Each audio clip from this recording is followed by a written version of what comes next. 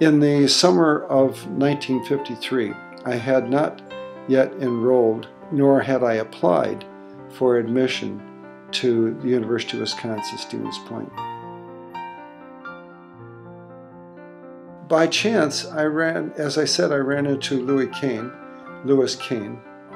and he was going to go to Stevens Point to Central State College using the GI Bill.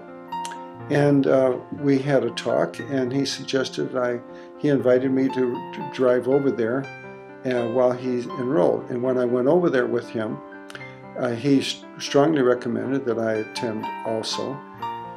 So that fall, I began my higher education at the University of Wisconsin-Stevens Point.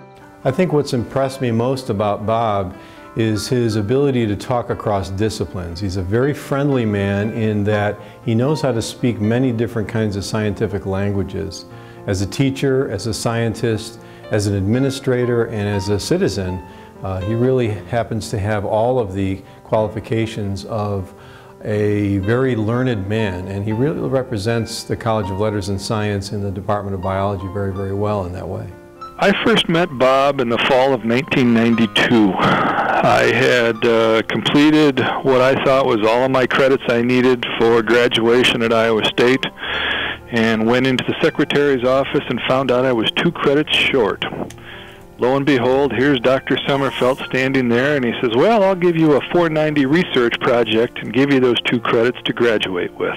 Well, I first met Dr. Summerfelt in 1974 as a brand new graduate student at Iowa State University.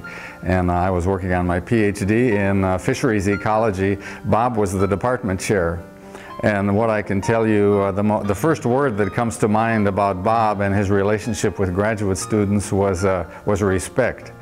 Bob was tough, but he was respected and fun. In fact, it was a tradition for graduate students to give a seminar on Friday afternoon, and it was always kind of a fun event with the graduate faculty there and other graduate students.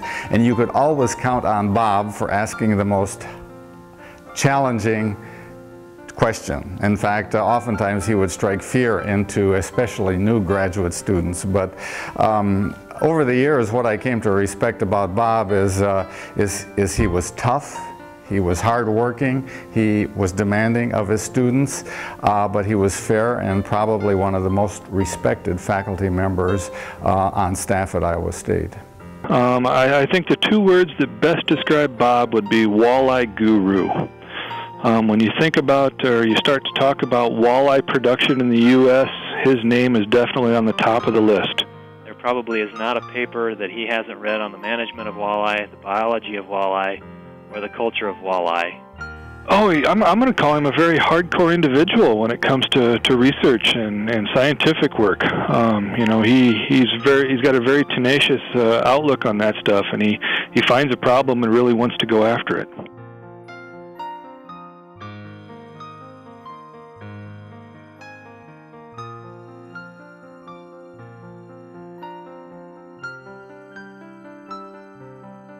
In terms of my postdoctoral career, what I'm really most proud of are the 42 graduate students that finished their work under me.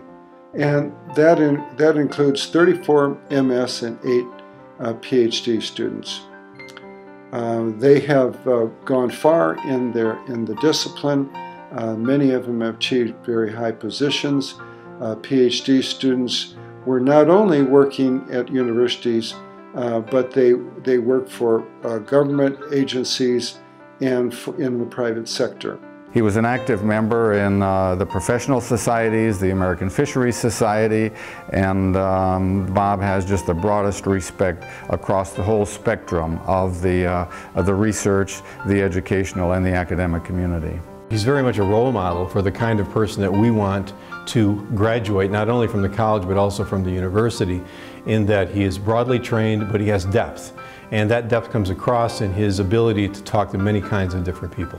Bob is very focused, he's very intense, he's very professional, and he's certainly very dedicated both to his research and his teaching and his academic career, and to his family. I'd like Bob to know that we really appreciate the kind of work that he's done as an ambassador for the College of Letters and Science. I just want to say congratulations for a tremendous career. I wish to thank the University of Wisconsin-Stevens Point for selecting me as a distinguished alum from the College of Letters and Sciences.